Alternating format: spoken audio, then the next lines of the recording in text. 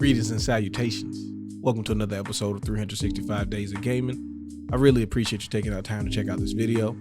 Like, comment, share, and subscribe. All the stuff it says there.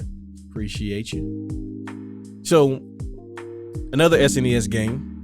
Now this one I know is much more well known. Sometimes not as much as I think it should. It doesn't get the credit when people look back on these different genres and games and what may inspired what. But this game was always fun. It's multiplayer. It's a good time. Zombies Ate My Neighbors. Now, first and foremost, being a kid in the 90s, when you hear a game called Zombies Ate My Neighbors, you're definitely in, right? And of course, this is a Konami game because, you know, Konami does a lot of heavy lifting on the SNES. And I just always thought the main character, right? Like, so there was this kind of trend that we started to see back in the day where it would be like this proto 90s looking teen and then like this nice young lady that's somehow there with him. Maybe she's from the neighborhood or what, but like he would just be like 90s guy. You know, this guy has 3D glasses on for no reason. You know, he's got the skull t-shirt, his hair spiked up for God knows what, but he's like the hero guy. And, you know, he's got the personality and he's like, you know, whatever, but I'm cool, but also like I can get it done. I just, you know, have to apply myself. Maybe he's a slacker in school. I don't know. I'm projecting a lot based on all the TV shows and things that they used to show us back in the day. But essentially the game works like this. Zombies have basically started popping up, monsters and whatnot, and they will kill the people on the map. So each map has a certain number of people you need to rescue. Once you rescue the last person, the door opens up, you get to go to the next level. As you progress, you know, puzzles, and you got to knock down walls, and you know, there's going to be a lot stronger enemies, and they did a lot of things to take like inspiration from like most like horror movie cliches. This game is basically based on all of that, and you know, in the best way possible. I mean, the game looks good. It always played great. Just always a solid game. Tons of collectibles, upgrades, weapons, just secrets.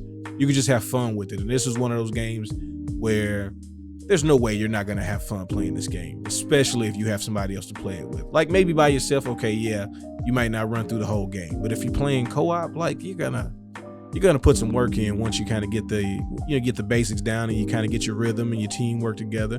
You know, you synergize.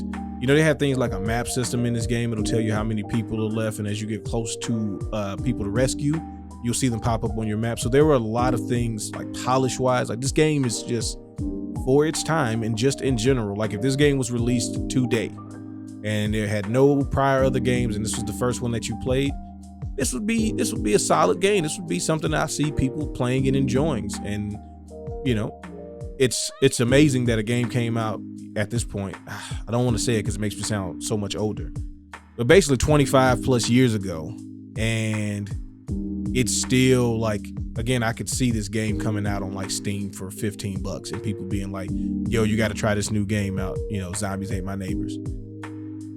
That's a level of polish and just, you know, overall how good the package of this game is. It's does a great job of scaling in difficulty as you go along versus just either being easy until the end or just being hard from the jump. Like it gives you a chance to really figure out, you know, how to play the game and be good, you know, not great at it, but you get the gist of it in the first few levels. Then it just, you know, it turns it up, but it turns it up gradually. They add a little more layers of puzzle solving and things like that. And it's just, I mean, it's fun. It's goofy. It doesn't take itself too serious, but also it's challenging. Like there's just a great game. And I always liked this game. My brother's friend put us onto this one. This is one of those, you know, we didn't know about it until we saw it type of games, which there definitely a lot of games like that. You know, we had to get it in when we could. So, you know, a lot of times the best way to figure out what games to get is to play them at someone else's house. And then you kind of go from there, right? And this was definitely one of those. But once you find out that this game is good, it may not be your first choice when you go to the rental place, but if you see it and you're like, yeah, let's go ahead and run it. I've never even beat this game. Like I've played this game several different times, several different people. But it gets tough. So I didn't beat it, not because of not wanting to per se, but like, you know, you get to a certain point, you get folded and you're like, all right, I'm tired. It whooped me enough. But it's really cool. You could even like find different things to make you transform into other things, and you might need that to get through certain areas. And it's just, there's so many different little gameplay dynamics that can change. Different weapons work different ways. Some weapons you throw, some weapons you shoot. Some weapons can make holes in walls, which are very necessary. Some of them don't. It's just, some of them you can throw over the wall so you can beat the enemy before you get there. But there's just a lot of different ways to play, and, a lot of different approaches that you can take.